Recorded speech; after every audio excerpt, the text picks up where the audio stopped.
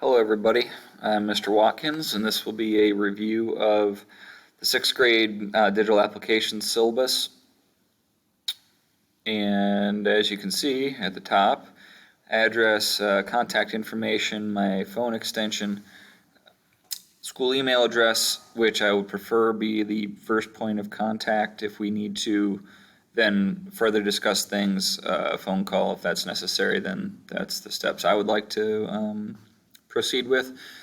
If you call me first, obviously, I'm going to discuss whatever you need, but I have a lot of students and it's probably just easiest to get a hold of me. I know you guys have busy schedules as parents out there. I may not be able to pick up the phone, when you call, so we would then schedule a time for the phone call. You'll see a mission statement there from the Carlisle School District, which I think is to the point and nicely said. I'm not going to read everything on here. I just want you to know that it is available and will be available on Schoology whenever you get your devices and are able to sign in and do all those types of things that you need to do. You will need your iPad every day. That's pretty much all you really need. That and your good attitude, of course, coming into class would be nice. Statement of purpose is there. 6th grade, mostly we're focusing on Office 365, which is Word, PowerPoint, Excel, and Sway, which is fairly new.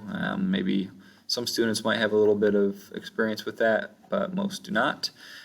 Then on the iPads, we'll work with a few different apps that are available. iMovie and Stop Motion are a couple that we spend a little bit of time on throughout the course of the school year. Otherwise, digital citizenship is an important topic that we cover. Everything from cyberbullying, like cyber relationships, to digital footprint, communication responsibilities between you and teachers, and anybody else that you might be communicating with. I'm here to help you navigate that, as it'll be always an important part of your life moving forward, at least as a student, and most likely in the workspace whenever you get out there. Some of the things that we talk about are listed here. Something of note is the daily rubric. Every day that you're in school, and now that we're in the COVID situation, when you're at home, I will be giving you 5 points per day.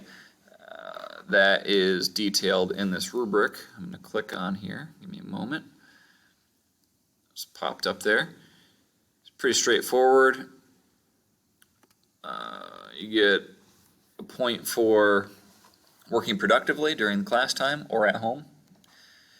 You show proficient content knowledge through completed assignments. Notice it does not say it has to be perfect, right? It just has to be proficient. In other words, as your instructor, do I believe you understand the content and could use it effectively on your own when I'm not around instructing? That's proficient. Next, workplace, you respect others and the equipment. You allow the teacher to instruct. Those are things that are important for the flow of class. And then you're prepared and you complete the attendance activity. This used to be called the bell ringer, but now we have an attendance activity. So if you are at home on your remote day and you at minimum do the attendance activity, I will mark you as present. Right? So you always want to make sure you're checking for that, and I'll discuss how that'll look when I see you in person on your A or your B day. We got a lot to go over, so I know this can all be overwhelming, but I'm here for you. I'll help you out in any way that I can. Back to the syllabus. You got some rules and expectations. School, it's a class. You guys are coming into 6th grade. You've been in school long enough to know what you're supposed to do in class. If you are not doing something you're supposed to do, I will politely try to redirect you, let you know.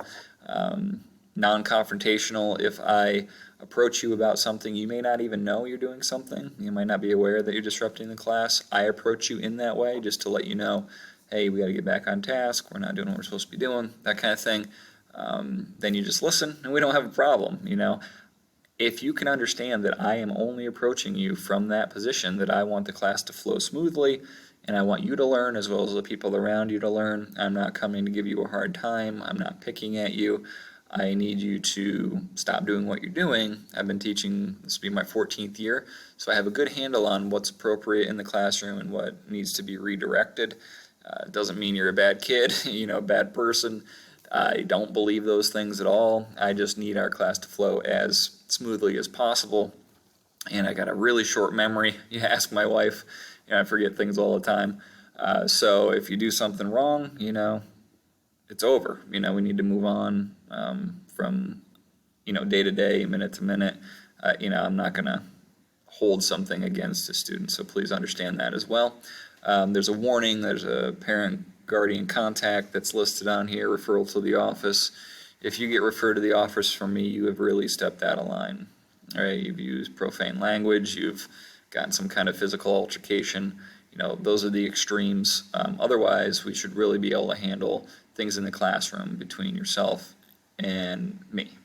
So looking forward, have to say those things. I really don't anticipate having any issues or problems, but I need you to know that if they do, there's a protocol, there's steps that we need to go through. So with that said, that pretty much wraps up the syllabus discussion, and I appreciate your time in viewing this and look forward to seeing you.